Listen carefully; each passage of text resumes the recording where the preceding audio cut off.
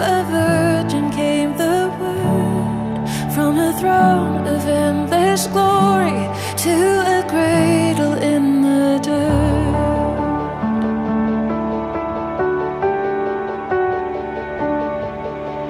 Praise the Father, praise the Son, praise the Spirit, three in one. God of glory, majesty, praise forever to the King of Kings. To reveal the kingdom coming and to reconcile the lost, to redeem the whole creation. You did not despise the cross, for even in your suffering you saw to the other side, knowing this was our salvation. Jesus, for our sake you died.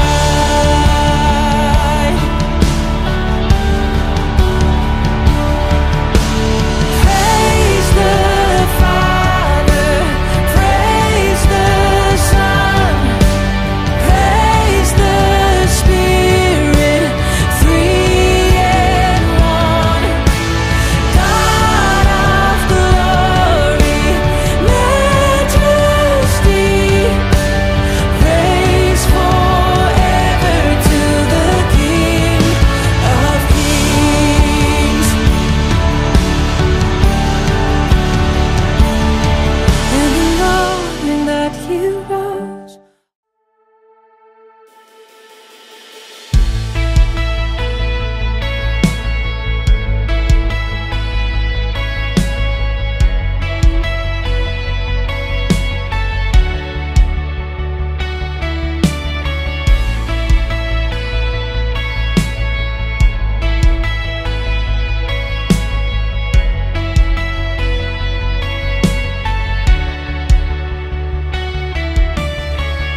God, I know in my heart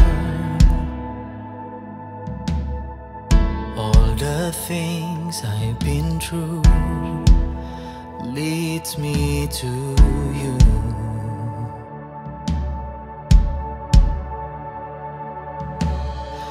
The power of your name, nothing else can compare, brings me to you, brings me to you. I've seen your glory,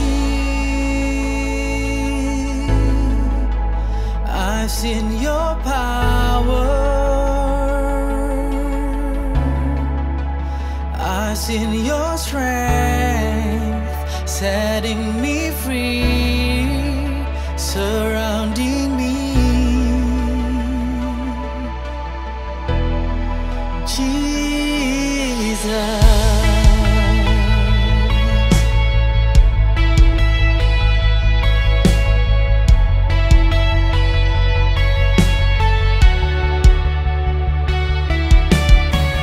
the power of your name, nothing else can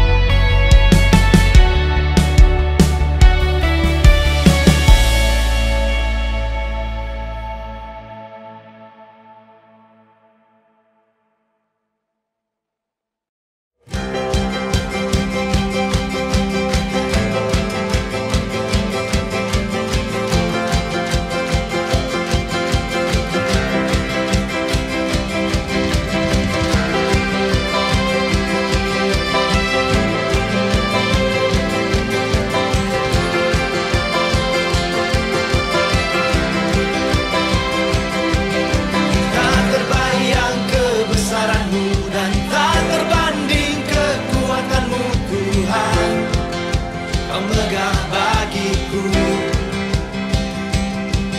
Segenap jiwa dan pengharapan telah ku serahkan untuk rencanamu Tuhan. Kau Raja atasku. Hanya Kau yang layak ditinggikan.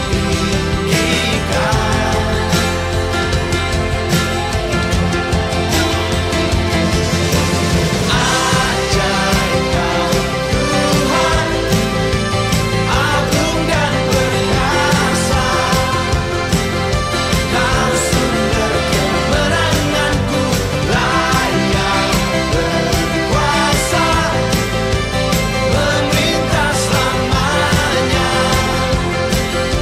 Yesus Kaulah Raja mulia. Haleluya. Here we go. Tak terbayang kebesaran-Mu dan tak terbanding kekuatan-Mu Tuhan. Megah bagiku. Segenap jiwa dan pengharapan telah ku serahkan untuk rencana-Mu Tuhan. Kau Raja atasku. Hanya Kau yang layak ditinggikan.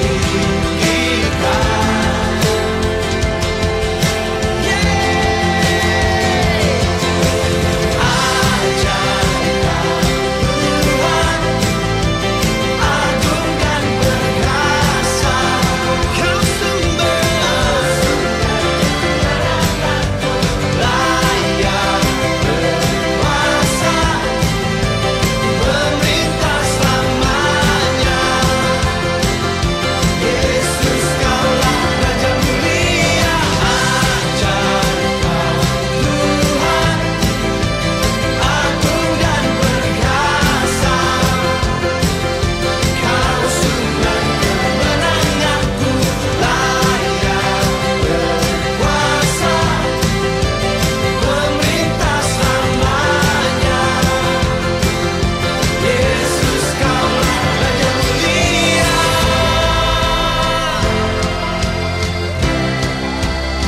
Haleluya. Hanya ada satu nama, nama Yesus.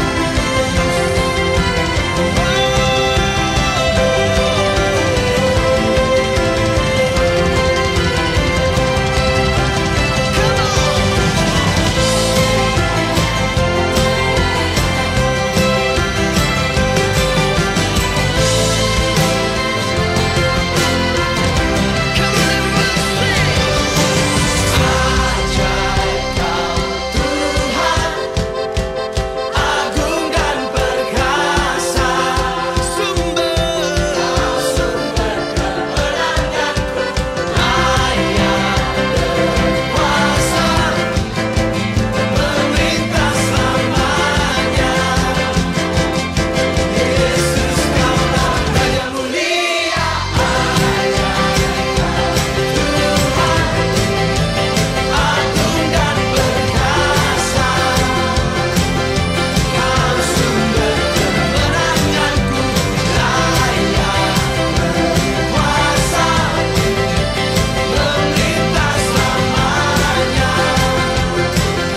Yesus Kaulah Raja mulia. Ajaib Kau Tuhan, agung dan perkasa. Kau sumber kemenanganku, layak berkuasa, memerintah selamanya. Yesus Kaulah Raja mulia.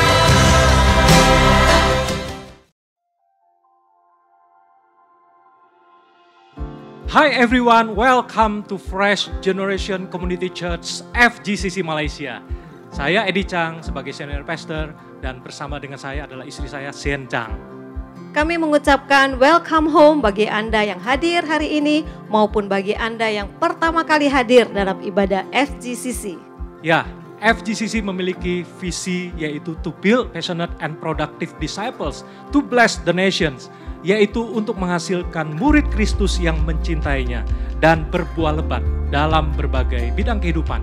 Misi FGCC adalah menjadi spiritual home, training center, next gen center, and mission center yang memberkati dan membangun banyak orang.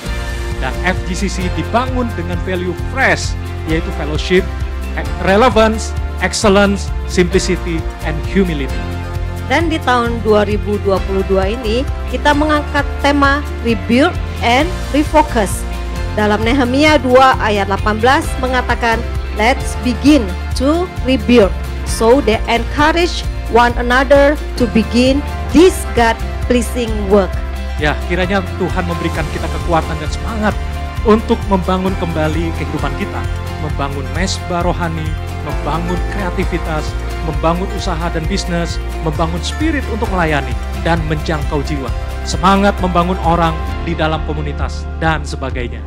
Mari sekarang kita persiapkan hati kita untuk memuji Tuhan dan menerima pesan firman Tuhan buat kita semua. Selamat beribadah, welcome home.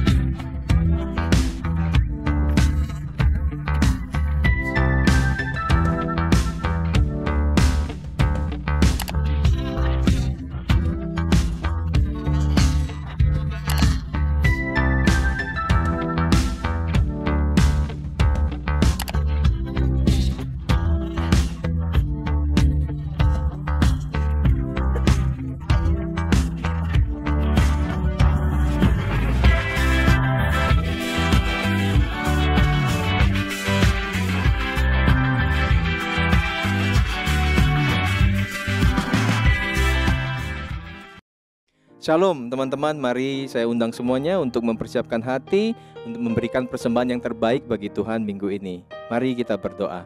Tuhan, kami mengucap syukur atas segala berkat-Mu dan iman dan hati-Mu Tuhan bagi gereja kami. Kami juga bawa setiap persembahan yang akan kami berikan hari ini, baik persembahan mingguan, perpuluhan, janji iman, ucapan syukur, dan semua persembahan lainnya. Kami berterima kasih bahwa kami masih boleh memberikan yang terbaik dari usaha kami. Berkati setiap usaha kerja kami, pekerjaan kami, terutama orang tua kami dan juga bisnis kami, Yesus. Biarlah setiap persembahan yang kami berikan dapat dikelola dengan baik untuk menjadi perpanjangan tangan pekerjaan-Mu melalui gereja kami FGCC. Terima kasih Tuhan, kami sekali lagi bersyukur atas berkat-Mu dan kami siap untuk memberikan persembahan kami hari ini. Di dalam nama Tuhan Yesus Kristus kami berdoa dan mengucapkan syukur kami. Haleluya. Amin. Dan sekarang teman-teman, mari kita siapkan hati untuk mengikuti kebaktian hari ini. Selamat beribadah. Shalom FGCC, dimanapun jemaat berada, mari sama-sama kita memuji nama Tuhan. Apapun yang ku alami, selalu ada kebaikan-Mu. Di setiap waktu ku tahu Kau pedulikan seluruh hidupku. Musim kan terus berganti,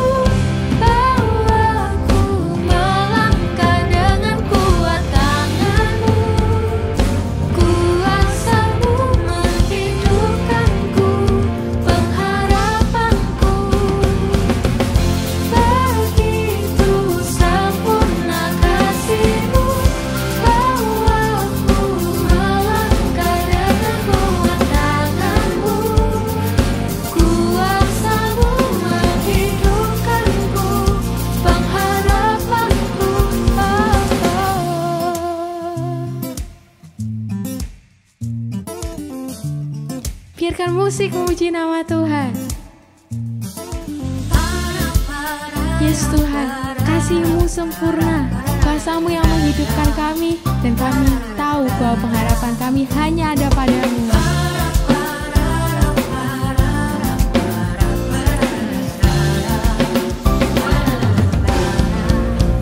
Mari sama-sama kita mau nyanyikan lagi.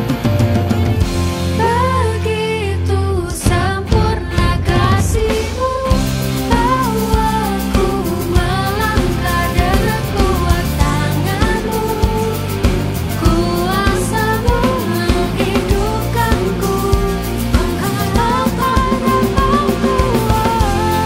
Begitu sempurna kasih-Mu, bawaku melangkah dengan kuat tangan-Mu, kuasa-Mu menghidupkanku, pengharapanku.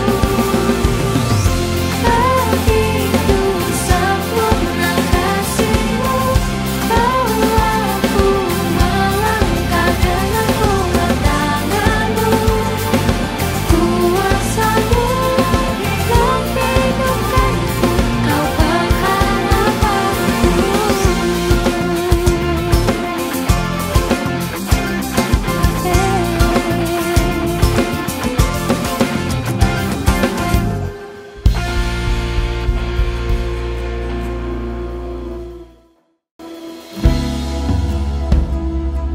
Lord Jesus, we're so thankful for who you are and for all the things that you've done in our life.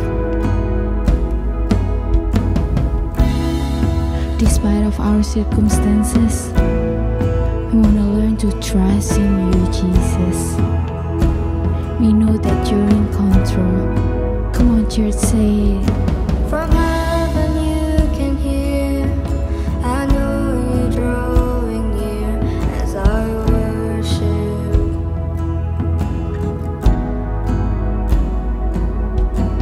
Held within your love, the wind and waves will come, I will stay.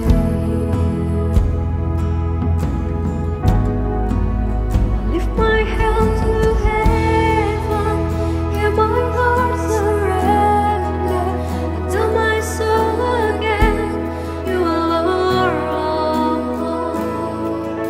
And so the seas are raging, you will speak and tender, and you will fight for us, you are in control.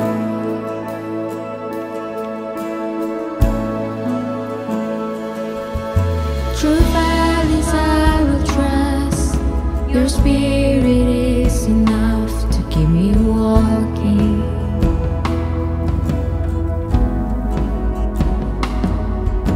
You guide my every step, speak life to me again, Lord I need you. Oh, I need you. I lift my hands to heaven, hear my heart surrender. I tell my soul again, you are Lord of all. Though the seas are raging, you will speak and tame them, and you will find my rest,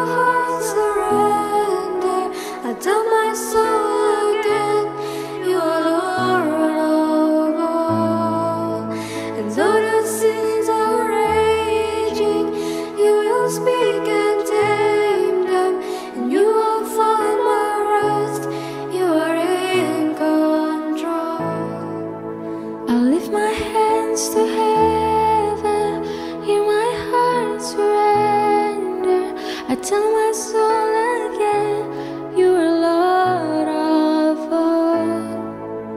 Though the seas are raging, you will speak and think that in you I find my rest. You are in control.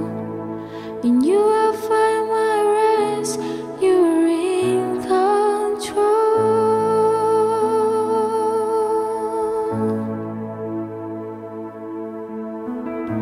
Yes Tuhan, thank you untuk pujian hari ini. Kami mau belajar Tuhan untuk percaya padamu, percaya pada rencanamu. We want to learn to surrender it all to you Jesus. We know that you're in control. Thank you Tuhan buat hari ini. Kalau sebentar kami akan mendengarkan firman-Mu, Engkau yang memberkati pembicara nanti, juga setiap kami yang mendengarkan, supaya kami bisa menjadi pelaku firman-Mu. Thank you Tuhan, hanya di dalam nama Tuhan Yesus Kristus yang siap untuk mendengarkan firman Tuhan, sama-sama kita mau katakan amin. Shalom Bapak Ibu, saudara-saudari yang terkasih. Di dalam Kristus Yesus saya berdoa kiranya kita semua dalam keadaan baik dan sehat. Nah, hari ini kita memasuki minggu terakhir di dalam tema kita, yaitu tentang membangun mesbah. Hari ini saya akan membagikan tentang salah satu altar ya, salah satu mesbah yang akan kita bangun adalah tentang mesbah puasa ya. Nah, sebelum kita mendengarkan firman Tuhan, mari saya ajak kita berdoa terlebih dahulu. Kiranya firman Tuhan hari ini ya ada pengurapan Roh Kudus dan Tuhan sendiri yang bekerja di tengah-tengah kita. Mari kita sama-sama berdoa. Kami bersyukur Tuhan, kami serahkan firman-Mu ke dalam tangan kuasa-Mu. Kami berdoa kiranya Engkau sendiri akan memberkati setiap kami, baik yang menyampaikan firman-Mu ataupun yang mendengarkan. Biarlah boleh Tuhan menangkap firman-Mu dengan jelas dan singkat Tuhan dan tepat. Biarlah Engkau sendiri akan menerjemahkannya ke dalam hati kami dan Engkau beri hati seorang murid untuk mendengar firman-Mu Tuhan. Terima kasih ya Tuhan, berbicara kepada kami lebih daripada seorang pembicara di tempat ini. Berkati juga para next gen yang mereka juga ikutin kelas mereka, juga mereka biarlah sungguh-sungguh juga mengalami perjumpaan bersama dengan Engkau. Berkati setiap volunteer, setiap teacher yang melayani, Engkau sendiri akan memberkati. Terima kasih Tuhan, kami bersyukur, kami serahkan semuanya di dalam nama Tuhan Yesus Kristus kami berdoa. Haleluya, amin, amin. Nah saudara, apa itu puasa? Ya, pertanyaannya apa itu puasa? Apakah puasa itu penting atau tidak? Ya, jadi ini menarik. Nah kita tahu puasa anak Tuhan itu berbeda ya dengan yang di luar sana. Kelihatannya sama-sama nggak makan ya, tapi tujuan, pengertian, dan fondasinya itu pasti beda. Nah, puasa ini akan jadi indah kalau kita mengerti tujuannya, mengerti maknanya. Nah, supaya kita mengerti bagaimana menjalani puasa yang benar. Ya, saya percaya saat kita menjalani puasa yang benar, maka kita akan semakin dirubah seperti Kristus. Nah, saudara, pada kata puasa ya, saya cek di sini ada muncul 68 kali di dalam Alkitab. Ini berdasarkan perhitungan LAI ya, terjemahan baru. Nah, berhubung karena besok tanggal 28 kita akan mulai ada puasa Daniel. Nah, makanya hari ini saya memberikan judul khotbah saya hari ini adalah Understanding the Daniel Fast. Ya, kita mau mengerti apa sih puasa Daniel itu. Nah, puasa Daniel ini saya percaya ini bukan hanya tentang gak boleh makan ini, gak boleh makan itu. Ya, kalau kita seringkali kita mendengar puasa Daniel ya kita udah merasa very pressure dulu ya, udah merasa tertekan dulu. Wah, nanti nggak makan daging, nggak boleh makan McDonald, nggak boleh makan KFC ya kan, nggak boleh makan char siu yok ya kan, semua nggak boleh makan, kita udah mulai stres dulu ya. Jadi fokus di sini bukan di makanan. Nah, kita akan belajar hari ini lebih dalam lagi tentang puasa Daniel ya. Bahasa asli ya, sebelumnya kita melihat dulu bahasa asli dari kata puasa itu swom. Swom itu artinya to restrict food for a spiritual purpose. Jadi batasi makanan untuk sebuah tujuan spiritual, tujuan rohani. Nah, jadi makanya kitab Daniel ini adalah biblical verse ya, adalah satu yang tercatat di dalam Alkitab. Kita lihat kitab Daniel ya, ini kisahnya terjadi setelah serangan Babel ke Yerusalem. Nah, mereka orang-orang Babel ini mereka menjarah kota dan bait suci ya, dan mereka menawan sekelompok umat Israel dan dibawa ke tempat pengasingan. Dan Daniel beserta 4 orang ya, di antara mereka ada 4 orang yang berasal dari keluarga Daud ya, yang Daniel yang dikenal namanya Belsasar, Hanania yang dikenal namanya Sadrak, Misael, Mesak, Azaria, Abednego. Nah, jadi mereka waktu di sana mereka diganti namanya. Kitab-kitab ini menuliskan tentang kitab Daniel ini menuliskan kisah tentang iman ya, serta pengharapan dan kesetiaan mereka di tengah pembuangan di Babel. Nah, jadi kita mengerti dulu ya sejarahnya. Kalau kita melihat Daniel pasal 1 sampai 6 ini berisi tentang Daniel dan teman-temannya di Babel. Sedangkan pasal 7 sampai 12 menulis tentang penglihatan Daniel ya, dan masa depan. Kita nggak akan membahas semuanya, kita akan membahas beberapa ayat di sini khususnya yang berhubungan dengan puasa Daniel. Nah, saya mulai dengan Daniel pasal 10 ayat kedua. Pada waktu itu aku, Daniel, berkabung 3 minggu penuh. Nah, di sini ada kata berkabung, nggak ada kata puasa. Jadi dia Daniel berkabung selama 3 minggu. 21 hari, berarti ada batasan waktu. Nah, seperti di Pengkhotbah 7 ayat 2, dikatakan pergi ke rumah duka lebih baik daripada pergi ke rumah pesta. Karena di rumah dukalah kesudahan setiap manusia, hendaknya orang yang hidup memperhatikannya. Jadi saya highlight rumah duka. Rumah duka ini di dalam bahasa aslinya itu Abel. Ya, Abel artinya berkabung, perkabungan. Jadi kata berkabung di sini artinya berlawanan dengan bersenang-senang ya, seperti pesta pora ya. Jadi Daniel dia berkabung selama 3 minggu atau 21 hari. Jadi artinya waktu di dalam puasa berkabung ini ya, dia menghindari ya senang-senang ya, seperti pesta pora. Yang mengerti ya di sini ya. Nah, Daniel 10 lanjut ke ayat 3, dikatakan makanan yang sedap tidak kumakan, daging dan anggur tidak masuk ke dalam mulutku, dan aku tidak berurap sampai berlalu 3 minggu penuh. Ini 21 hari. Nah, kita tahu dari pengalaman Daniel ya, dan teman-temannya, anak muda ini ditawan di Babel, dan mereka itu dipilih dari sekian banyak orang. Mereka tuh orang badannya mereka sehat ya kan, IQ mereka tinggi, dan saya percaya mereka adalah orang-orang yang pilihan ya, orang-orang yang luar biasa, yang kuat, yang sehat. Nah, orang-orang pilihan ini kemudian mereka dipisahkan. Jadi mereka ditreat dengan baik ya kan.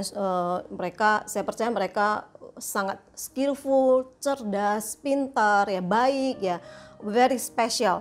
Nah, Daniel dan teman-temannya ini mereka bertekad ya, mereka berprinsip untuk tidak makan makanan mewah yang disediakan raja.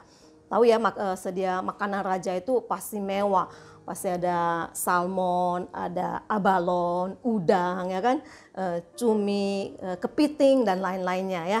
Nah, pada saat itu Daniel ya, dia cuma minta makan sayur dan buah dan minum air.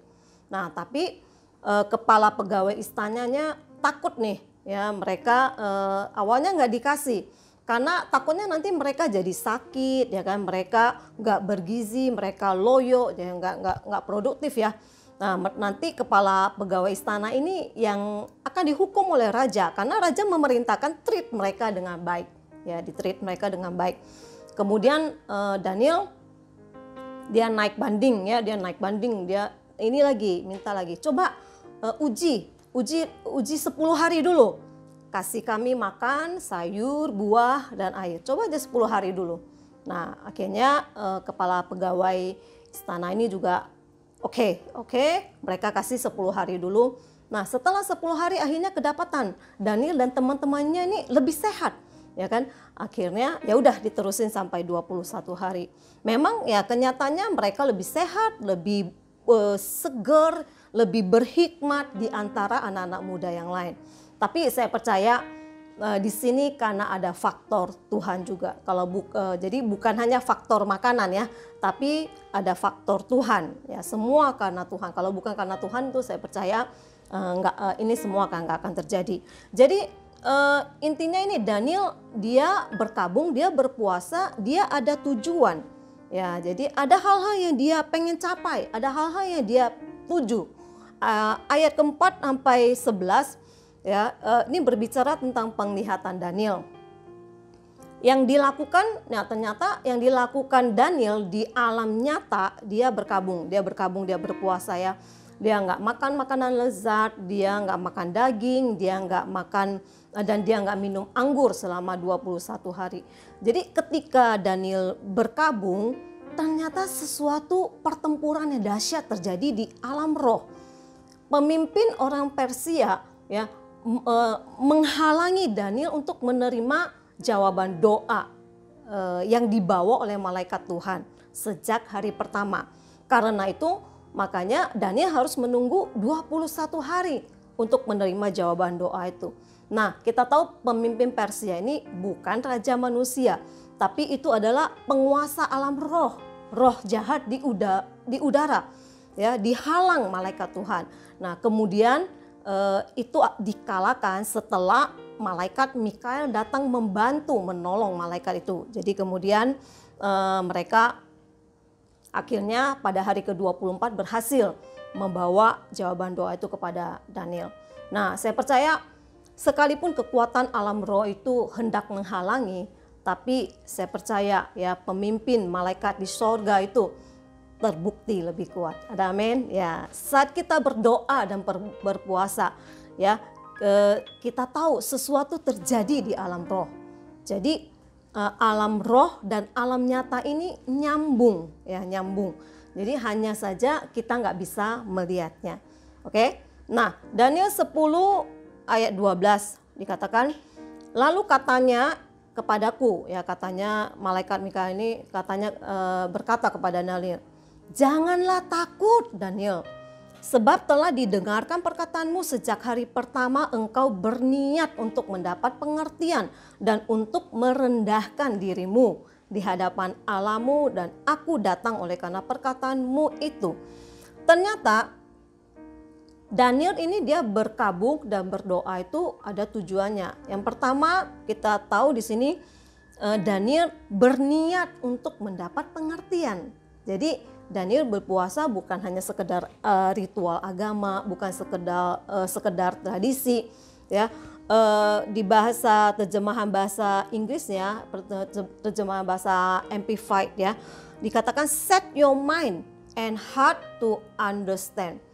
Jadi dia berpuasa bukan hanya sekedar teori, tapi dia set hati dan pikirannya untuk benar-benar belajar, untuk benar-benar mau mencari dan mau mengerti apa yang menjadi kehendak Tuhan dalam hidupnya.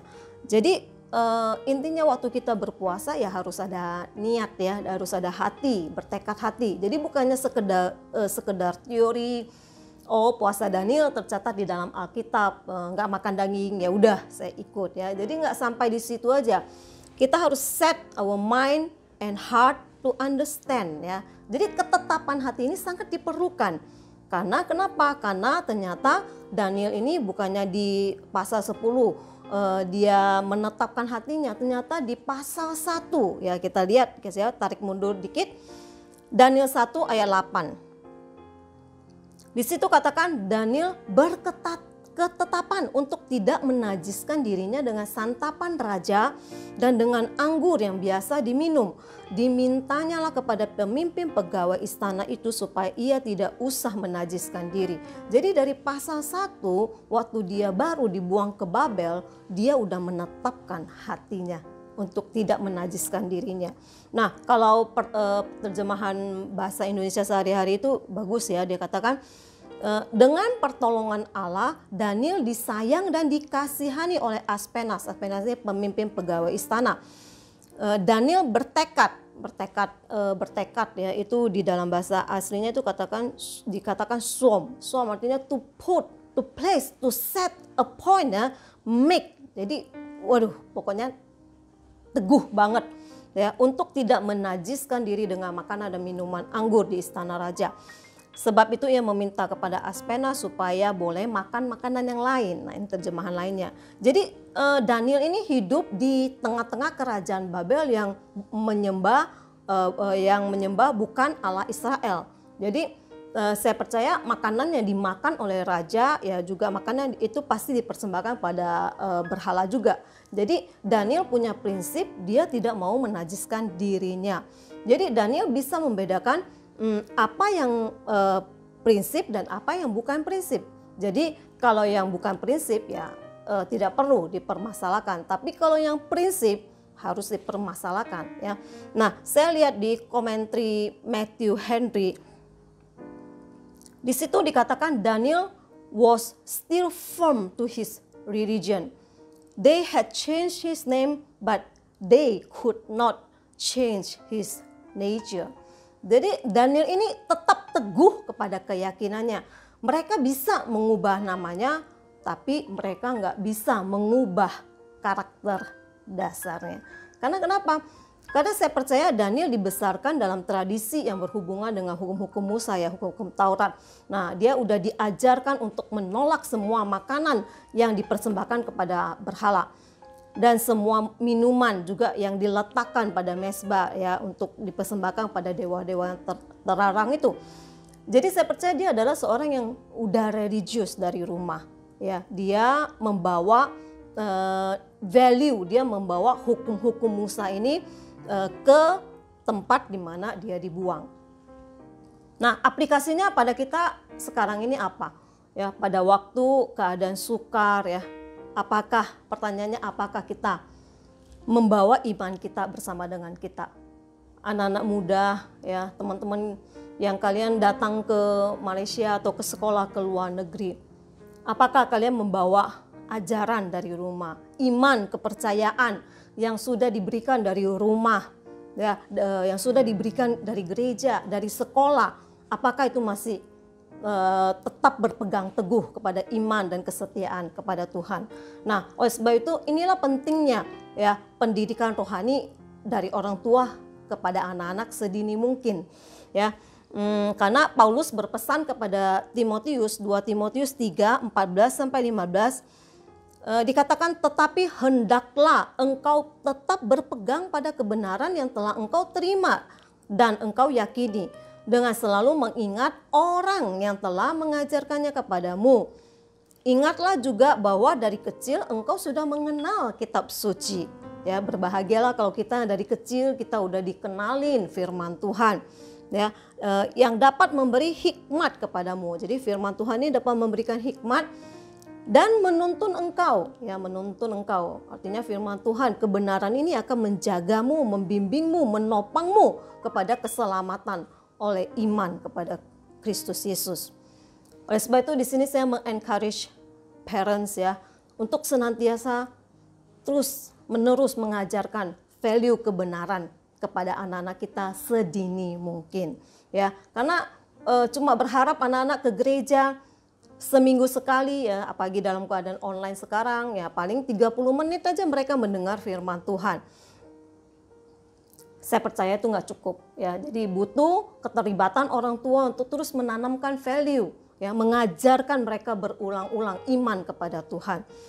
Saya bersyukur mendengar beberapa keluarga udah mulai membangun mezbah keluarga ya, satu dengan yang lain, dan anak-anak dilibatkan untuk sharing ya. Bahkan ada anak umur 7 tahun juga belajar sharing ya, nggak apa-apa. Ya, walaupun sharingnya nggak perfect, ya nggak apa-apa, teruskan, cayo, amin. Nah, jadi di sini Daniel berketetapan hati, Daniel punya prinsip, dia punya pendirian. Untuk apa? Dia mau mencari kehendak pengertian Tuhan, ya kehendak Tuhan. Dia mau lebih banyak spend time waktu dengan Tuhan.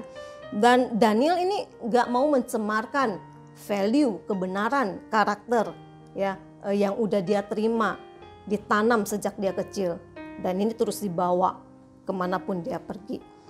Nah, kita hidup di tengah situasi sekarang yang serba nggak pasti, ya.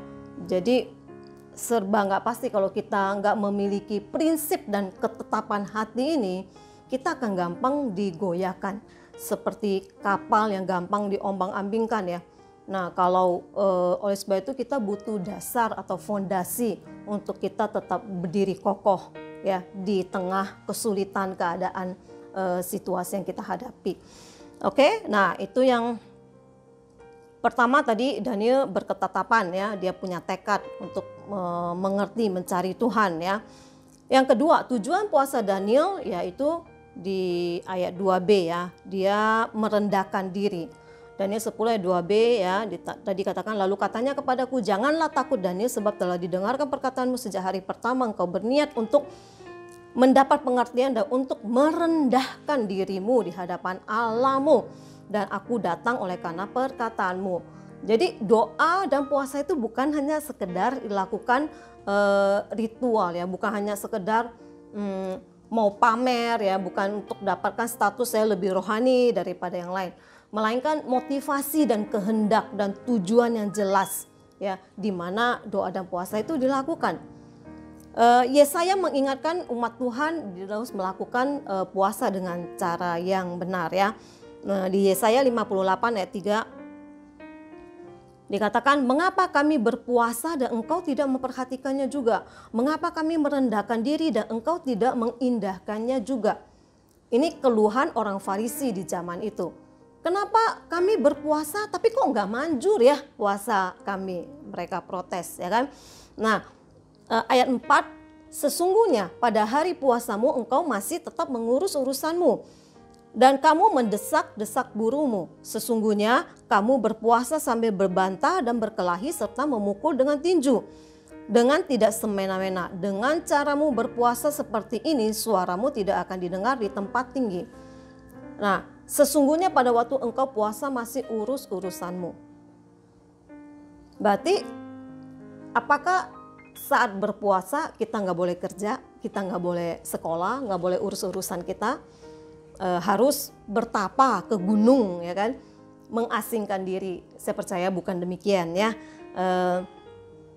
Masih urus urusannya, artinya di sini saya percaya itu puasa lebih ke diri sendiri, puasa untuk meminta kepentingan diri sendiri ya kan, puasa supaya bisnisku rame ya kan, berpuasa supaya dapat cowok atau pasangan cewek yang keren ya kan, yang atau berpuasa supaya lebih tambah rohani daripada yang lain, tambah kaya, tambah sukses.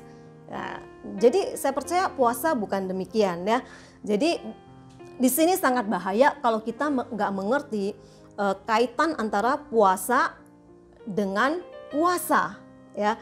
Jadi karena kalau kita kaitkan puasa dengan semakin berpuasa, saya tambah berkuasa. Wah, ini sangat ngeri. Ya, ini sangat bahaya.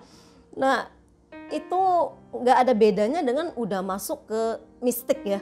Jadi orang-orang di luar sana ya, mereka ke dukun ya, puasa, mereka juga puasa 40 hari 40 malam untuk dapatin sesuatu, dapatin kuasa ya kan. Mereka puasa 3 hari untuk awet muda, jadi dipasang susuk. Nah, itu juga demikian. Jadi puasa itu nggak boleh dikaitkan dengan puasa. Nah, jadi kalau kita punya mindset dan demikian, ini sangat bahaya. Karena kenapa? Karena Alkitab tidak pernah mengajarkan demikian. Ya, ayat kelima. Sungguh-sungguh inikah berpuasa yang kukehendaki dan mengadakan hari merendahkan diri. Jika engkau menunduk kepala seperti gelaga dan membentangkan kain kabung dan abu sebagai lapik tidur, sungguh-sungguh itukah yang kau sebutkan berpuasa, mengadakan hari yang berkenan kepada Tuhan. Jadi mereka protes, puasa mereka nggak manjur. Karena kenapa?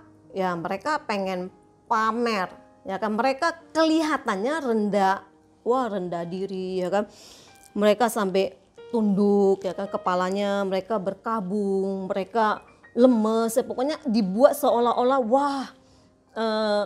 murem, ya kan, seolah-olah sangat merendahkan hati. Tapi sebenarnya mereka cuma just want to show off, ya, pengen kelihatannya lebih suci daripada yang lain. Nah, jadi ingat, manusia melihat penampilan, tapi Tuhan melihat hati, ya, hati. Jadi puasa dengan tujuan, ya, yang demikian itu ya nggak boleh, ya. Jadi berpuasa kita merendahkan hati kita, mencari apa kehendak Tuhan, ya kan. Justru kita berpuasa merendahkan hati, meminta pengampunan, kita menangisi dosa bangsa dan kota, negara serta dunia ini. Nah, jadi dosa merendahkan hati itu supaya kita mempunyai ketajaman untuk mendengar, menangkap apa yang Tuhan mau. Oke, lanjut di ayat ke-6. Bukan berpuasa yang aku kehendaki ialah supaya engkau membuka belenggu-belenggu kelaliman dan melepaskan tali-tali kuk, supaya engkau memerdekakan orang yang teraniaya dan mematahkan setiap kuk, supaya engkau memecah-mecah rotimu bagi orang yang lapar dan membawa ke rumahmu orang yang miskin dan tidak punya rumah. Dan apabila engkau melihat orang telanjang, supaya engkau memberi dia pakaian dan tidak menyembunyikan diri terhadap saudaramu sendiri. Nah, ini yang Tuhan mau, ya, Tuhan, hatinya Tuhan supaya kita membuka belenggu-belenggu kelaliman, melepaskan tali kuk, ya. Jadi artinya ya kita harus, ini hatinya Tuhan, artinya Tuhan mau kita puasa dulu untuk orang lain. Jadi apakah nggak boleh kita puasa untuk urusan kita? Ya boleh-boleh aja sih. Tapi ada cara yang lebih baik, ya. Ada cara yang lebih baik, karena kenapa? Carilah dahulu kerajaan Allah dan kebenarannya, ya kan? Maka semuanya akan ditambahkan kepadamu. Kita puasa untuk orang lain dulu, bukan untuk diri kita, ya. Kita berikan nyawa kepada orang lain dulu, seperti Tuhan Yesus memberikan nyawanya terhadap kita. Tentu berikan nyawa bukan berarti kita harus mati, ya, bukan. Tapi artinya kita rela memberi dan mengasihi dengan hati yang tulus kepada orang lain. Jadi ini, ya, puasa melatih kita menjadi pribadi yang Tuhan mau dalam kehidupan kita. Jadi ada karakter Kristus, benar-benar mengasihi orang, menolong orang. Itu yang Tuhan mau. Karena kita lihat Yesus pun berpuasa 40 hari 40 malam, ya. Pernah nggak terpikir kenapa Yesus harus berpuasa? Bukankah dia Allah, ya kan? Bukankah dia nggak berdosa? Bukankah dia punya kuasa, ya kan? Bukankah dia punya segalanya? Dan saya percaya Yesus tidak berpuasa untuk dirinya sendiri. Yesus berpuasa untuk murid-muridnya. Yesus berpuasa untuk engkau dan untuk saya. Bahkan sampai sekarang Yesus juga terus berpuasa untuk kita. Di Markus 14 ayat 22. Ya, 22 sampai 25 di sana katakan, dan ketika Yesus dan murid-muridnya sedang makan, Yesus mengambil roti. Ini biasa ini, ya, di perjamuan kudus, mengucap berkat, memecah-mecahkannya lalu memberikannya kepada mereka dan berkata, ambillah, inilah tubuhku. Sesudah itu ia mengambil cawan, mengucap syukur lalu memberikannya kepada mereka dan mereka meminumnya. Semua meminum dari cawan itu.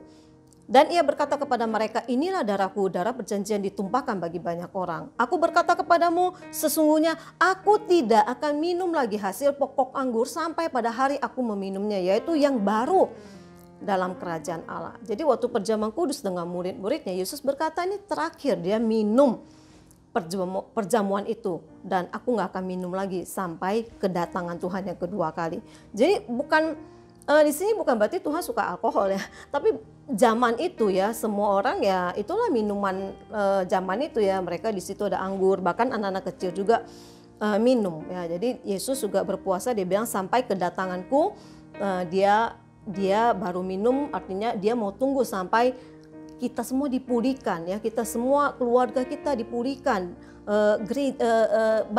banyak orang percaya diselamatkan. Kota dan bangsa ini, dunia ini dipulihkan. Baru nanti Yesus datang kedua kali dan kita baru bersama-sama menikmati pesta perjamuan anak domba itu, ya. Nah, saat kita merendahkan hati untuk mencari Tuhan dan memikirkan kepentingan orang lain di atas kepentingan Tuhan, nah makanya lihat itu luar biasa banget ada di ayat ke-8, ya. Yesaya 58 ayat 8. Pada waktu itulah terangmu akan merekah seperti fajar dan lukamu akan pulih dengan segera. Kebenaran menjadi barisan depanmu dan kemuliaan Tuhan barisan belakangmu. Amazing, amazing promise of God. Ya, jika Allah ada di pihak kita, jika Allah ada bersama dengan kita, ada kebenaran, ada kemuliaan Tuhan yang melingkupi kita. Terang kita akan bersinar seperti fajar yang merekah di pagi hari, dan luka kita, segala kebutuhan kita akan dipulihkan. Ada amin. Saya percaya Tuhan tidak tinggal diam ya. Tuhan tidak pernah berhutang. Ini janji Tuhan. Tapi dengar baik-baik. Jangan tagih janji Tuhan dulu. Amin. Jangan tagih janji Tuhan sebelum kita menyentuh hatinya Tuhan. Amin. Nah, jadi dari Yesaya ini kita bisa melihat beberapa prinsip penting yang dilakukan dalam melakukan puasa ya.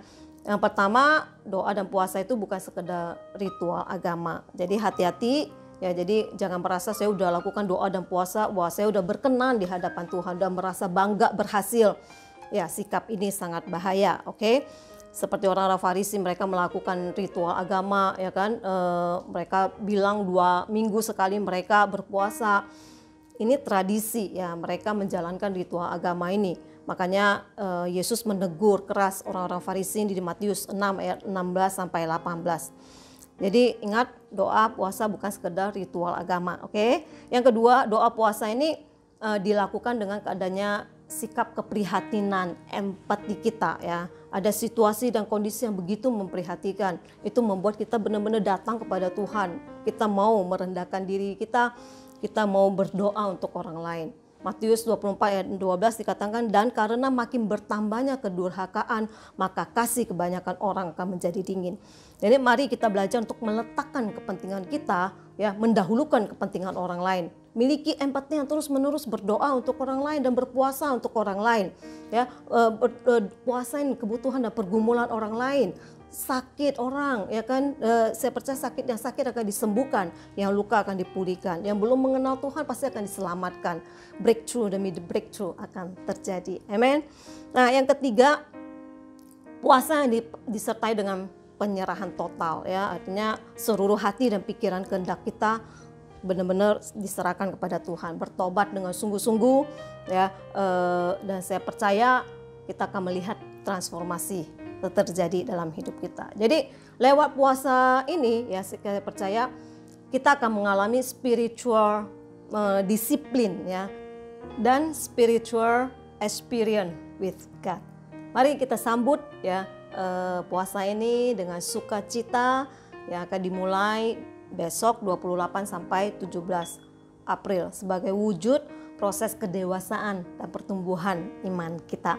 Kiranya firman Tuhan hari ini membuka wawasan kita, ya, membuat kita semakin mengerti akan doa dan puasa yang akan kita jalani, sehingga ini memaknai dan mewarnai hidup kita seperti yang Tuhan mau.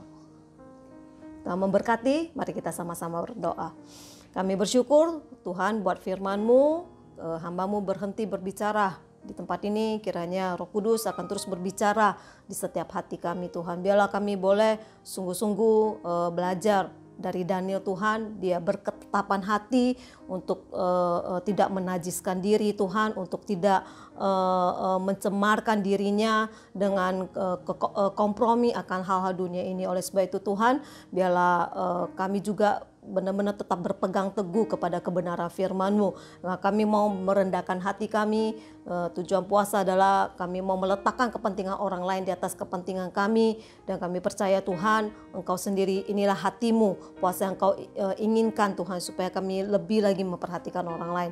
Tuhan berkati hari ini, kalau ada teman-teman kami yang sakit, Engkau sembuhkan di dalam nama Yesus. Kalau mereka yang dalam pergumulan, banyak masalah, Engkau sendiri akan memberi jawaban kepada mereka. Tuhan, kami juga berdoa buat setiap yang memberkati persembahan, Engkau tangan-tangan yang memberi, Engkau berkati di dalam nama Yesus. Mereka mendukung pekerjaan Tuhan di tempat ini, Engkau sendiri akan memberkati dan membalasnya Tuhan. Terima kasih Tuhan, kami bersyukur, kami serahkan semuanya ke dalam tangan kuasa-Mu. Mari Tuhan, Engkau berkati juga para volunteer, Engkau berkati Tuhan setiap jemaat FGCC, biarlah semakin hari semakin bertumbuh di dalam pengenalan dan kedewasaan di dalam dalam Engkau. Terima kasih Tuhan, sebentar lagi kami akan mengakhiri akan ibadah kami hari ini. Mari saya ajak kita sama-sama angkat tangan kita dan kita terima berkat Tuhan pada pagi hari ini. Tuhan memberkati engkau dan Tuhan menyinari engkau dengan wajahnya. Tuhan menghadapkan wajahnya dan memberi engkau kasih karunia. Diberkatilah engkau dan engkau akan menjadi kepala bukan ekor, dan engkau akan naik bukan turun. Diberkatilah engkau menjadi seorang yang berkenan, yang mengerti, yang mencari hatinya Tuhan melebihi segala-galanya dan merendahkan diri di hadapan Tuhan serta menerima apa yang Tuhan inginkan dan terus diproses sehingga menuju satu kedewasaan yang sempurna di dalam Tuhan. Terimalah berkat, damai sejahtera dan sukacita daripada Allah Bapa, Tuhan Yesus Kristus, kasih sayang dan persekutuan daripada Allah Roh Kudus akan menyertai dan memberkati kita semua mulai hari ini selama-lamanya sampai Maranatha Tuhan Yesus datang kedua kali. Yang terima berkat ini sama-sama katakan amin, amin, amin. Selamat hari Minggu, stay safe ya, dan stay connected satu dengan yang lain. Sampai ketemu minggu depan. Tuhan Yesus memberkati.